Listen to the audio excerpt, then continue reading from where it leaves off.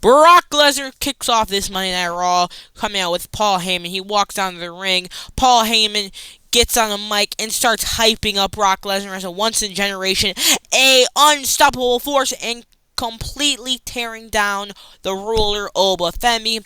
He reminds everyone that Brock Lesnar is an unmatched athlete. The only man to ever hold the NCAA Division I Heavyweight Championship, UFC Heavyweight Championship, and WWE Championship. And that's it. Yeah. And then Paul Heyman explains why Lesnar is angry. And that last week, Brock Lesnar destroyed multiple opponents and dominated. But he got distracted by Seth Rollins that gave Obafemi the opportunity to hit him from the fall from grace. And Heyman's basically arguing that Oba didn't beat Brock fairly. He took advantage and calls Oba an overhype and a product of WWE's hype machine. And then Heyman kind of moves into history and mocks, the repetitive nature, a narrative that someone new is always labeled as the one to defeat Brock Lesnar, like he brought up Braun Strowman, Bobby Lashley, Goldberg, and even Dean Ambrose. But none of them truly replaced or surpassed Lesnar. That was pretty much it until Obafemi comes down to the ring. Brock puts Oba on his shoulders, then pushes off, then launches Brock outside of the ring, and Paul Heyman tries to calm down Brock Lesnar, back him away from Oba, and that was pretty much it, and Oba stands tall, and I'm not gonna lie to you, this segment was pretty tough. This was a pretty tough segment, I won't lie. This was great. Obafemi, again, looking dominant, almost looking like he was about to get F5, and then all of a sudden, clothesline. Awesome. Love this promo, and I also love the promo from Paul explaining why Lesnar is angry. And honestly, if it wasn't for the World Heavyweight Championship being in the Roman and Punk feud, this should have been the main event. I won't lie. This could have gone mid-card too, like top of the hour card. This was a very good showing for Obafemi. Again, at least this time Brock got a little offense in, but then got completely destroyed by Obafemi. But I loved Brock Lesnar's overselling of this. He completely almost landed on his head on that clothesline out of the ring. So I love that. Anyway, Jey Uso and the Usos came out to defend their tag team championship against The Vision. We see a crossbody double team from the Usos, and then there's double team elbow drop. Then Logan tries to hold Jimmy back, but Jimmy kicks Austin in the face and tosses Logan out. Then Logan launches Jimmy all over the top rope. Then we come back from commercial break. Logan gets hit with a kick to the side of the face. Big crossbody by Jay. Punch the face. And then Austin Theory hits him with a rolling forearm to the face. Big jumping blockbuster. Then spear. And as Jay was going to the top rope, he gets hit off the top rope by Logan Paul. Then Logan Paul throws Jimmy Uso into the LED ring post. LA Knight takes out Logan Paul, gives Jay the brass knucks. Then, with the referee seeing it, Jay hits Austin Theory with the brass knucks in front of the referee, disqualifying them. And that was pretty much it. And then Jay goes back in the ring and knocks the silliness out of Logan and knocks them both out. And that was pretty much it. Becky Lynch came out. Also, I gotta say, I like this. I like.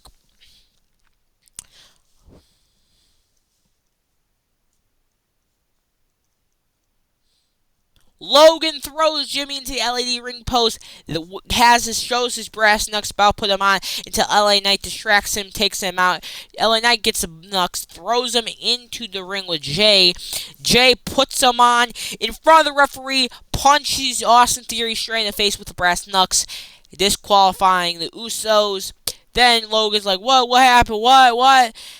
And then we see Jimmy and LA Knight talking with Jay, and then Jay slides back in the ring and knocks the silly out of Logan Paul. And I really love this Jay, so I won't lie. I'm so glad they're getting away from Jay's only words being yeet. I like how they're bringing back the old G, the right-hand man, main event Jey Uso, where he actually says words and actually has a personality that's not just yeet. So, yeah, I like this Jey Uso.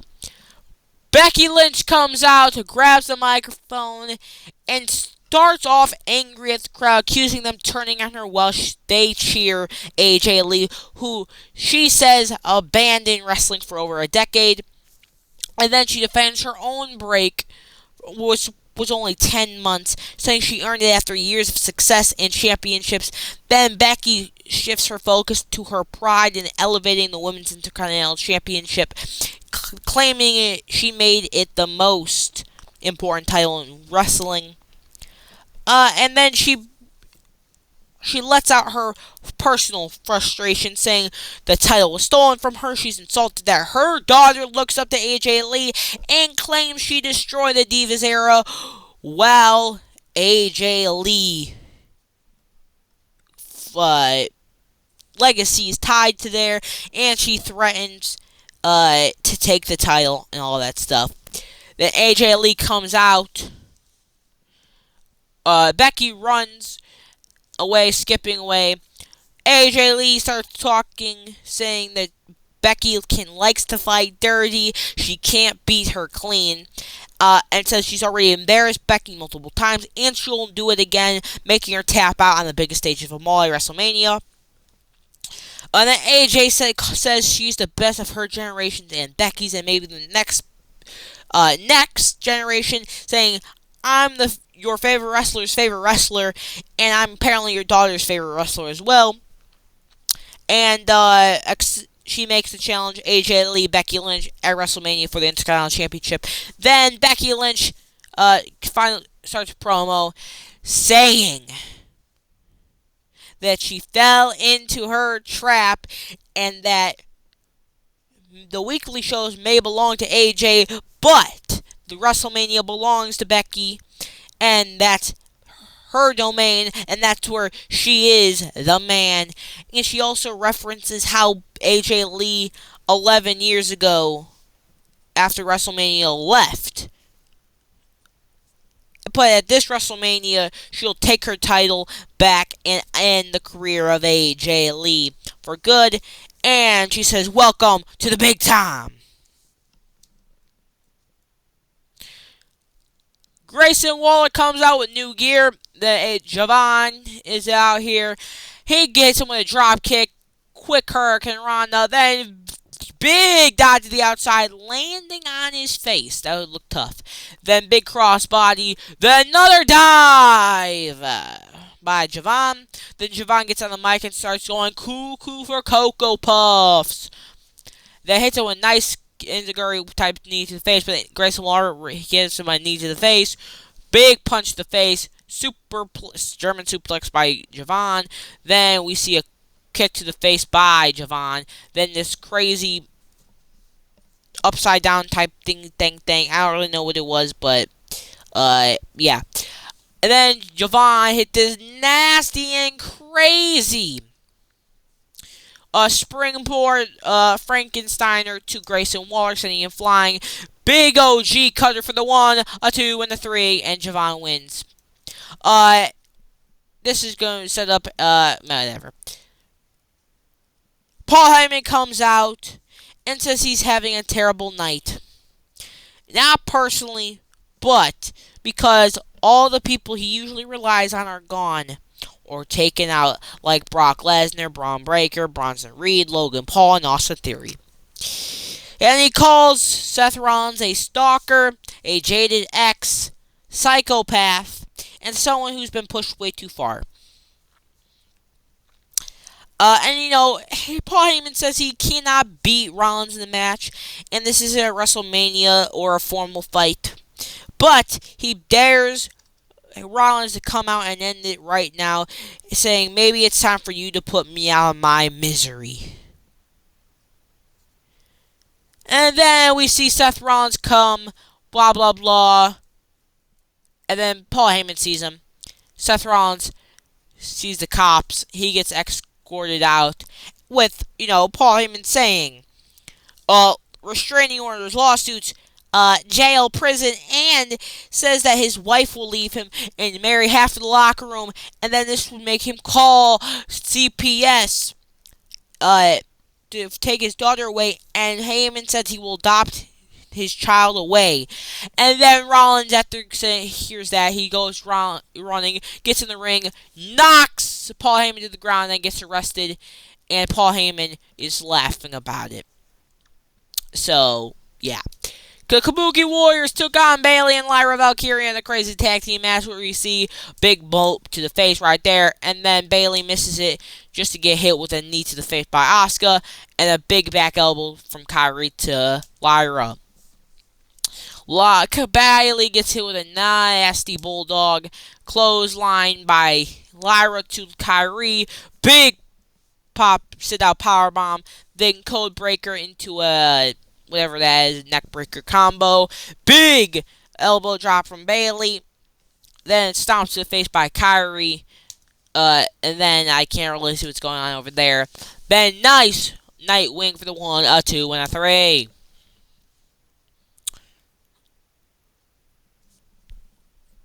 And your winners are Lyra, Valkyria, and Bayley.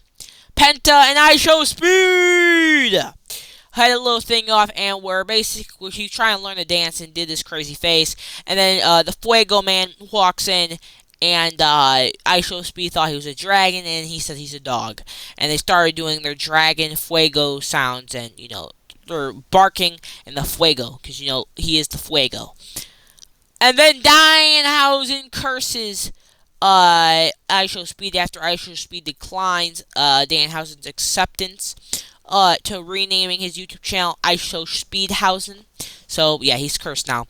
Dominic came out, but Liv got attacked by Stephanie Vaquera. Then, for no reason at all, Stephanie Vaquera hit Dominic in the face, which was assault, and then Liv threw her into the LED big posting, even slammed her against gorilla position, throw her into steel chairs.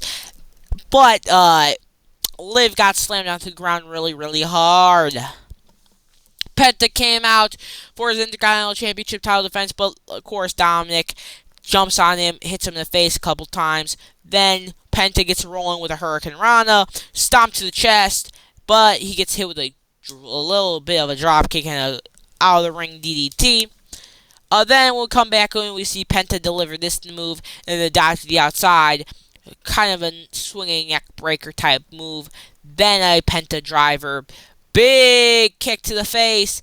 Then JD McDonough distracts him, letting Dom hit a drop kick in the back. 619. Then Finn Balor's music hits. Finn Balor takes out JD McDonough, slamming him to there, throwing him over there. Dom gets hit with tries to hit a frog splash on Penta, but it gets hit with knees for the 1-2-3. Penta retains the championship. Dom gets caught by Finn Balor. Finn Balor starts beating him up. Sling blade, drop kick, but JD McDonough saves Dominic from a coup de grace, letting Finn dive to the outside, then hitting JD with a big elbow to the thing. Boom, and a coup de grace, letting Finn Balor stare into the possessed eyes of Dominic. So yeah, that's pretty cool. Then CM Punk goes out there. Jimmy says, please be careful what you said. So that's what happened. He comes out, he says his things. CM Punk says, mocks the entire bloodline, saying Roman Reigns can't do anything without his cousins and claim the whole family can't succeed alone in doing all that. Then he addresses being called old and says he is old and he is proud of it. Says it makes him better under pressure and he's Mr. Game 7. And then he compares himself to other legendary athletes who thrived in 50s and in their late careers, and points out that Roman is underestimating him and that will cost him at WrestleMania. And then he also calls out Jey Uso. Jey Uso comes out. Jey Uso says that Punk keeps on disrespecting his family and challenges Punk to a fight right here, right now. Punk accepts, says Jey deserves a rematch and he's a fighting champion, willing to back up his words. Then Jimmy comes out, tries to calm down Jey, says Jey is acting too emotional and is not thinking clearly, reminds him they already lost control earlier, and Jey wants Jey to focus and leave things to Roman. Jey says nah,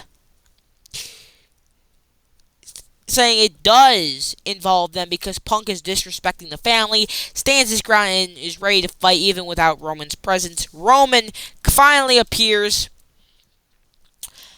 grabs the microphone, and tells Jey and them to it's over and orders them to leave the ring. But then, as she was leaving, we see Punk say, "Yeah, I think you guys should stay because you clearly can't do anything without them." Then Jey snaps, gets hit with a nasty punch in the face, and then Jimmy was trying to hold CM Punk back from fighting. Then Roman hits him with a nasty super punch to the back of the head. And then everyone was trying to calm each other down. Jimmy was trying to get Jey out of the ring. And then as Jimmy was trying to get Jey to leave, Jey tells Roman to beat him up. Beat him up, he disrespects the family. Beat him up. You know what to do, Joe, you know what to do. And Roman spears him, throws him in the LED ring post, and powerbombs him through the big announce table and screams in his face with pulling his shirt and leaves him with a punch. And CM Punk was laughing at the end of Raw. So this is very interesting, I won't lie, because Roman Reigns, Jey Uso is telling Roman Reigns to do all this stuff, which is very interesting. It looks like, from what I've seen, I think that Jey and Jimmy and Roman are going to team up at WrestleMania 42, and Roman has the World Heavyweight Championship around his shoulders, and the Usos have the tag team titles, and the OG Bloodline runs WWE like it did in 2022 and 2023. Looks like that's where we're going and heading, which won't lie, it's pretty interesting. Because if we really think about it, the Bloodline is running house from 2020, closer to 2021 to about 2023.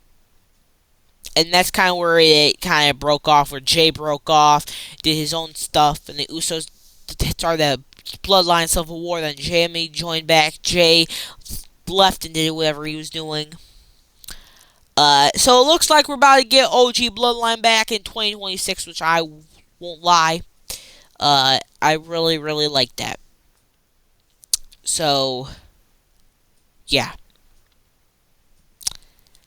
That's interesting. But what you guys think about Monday Night Raw in the comments below. Anyway, if you for us today, see you tomorrow. Bye!